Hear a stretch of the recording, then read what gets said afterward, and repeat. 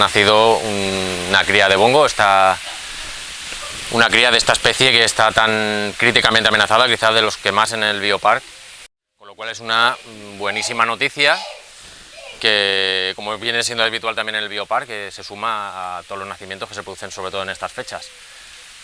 Todo se está desarrollando muy bien. Esta es una cría de una pareja de bongos que teníamos. El macho lamentablemente falleció y la madre no es primeriza, con lo cual todo ha ido muy bien.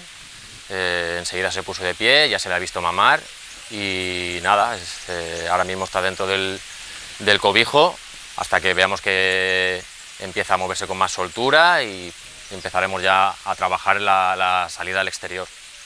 Este animal, por supuesto, forma parte de un programa de reproducción europeo y es, a pesar de que la gente igual no lo sabe, pues eso, es poner en valor que es una pequeña joyita que tenemos aquí en el biopark por los pocos que quedan en la naturaleza y por lo amenazado que está. Entonces, esto es una nueva alegría más que nos ayuda a seguir trabajando en el biopark.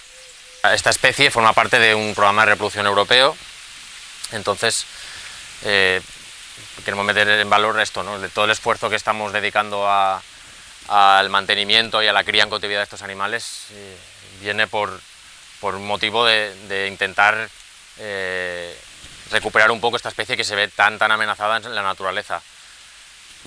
Quedan muy poquitos, están amenazados principalmente por la caza furtiva, pues la reducción de su hábitat, y estos pequeños nacimientos que ocurren en los parques como el biopark pues nos alegran muchísimo.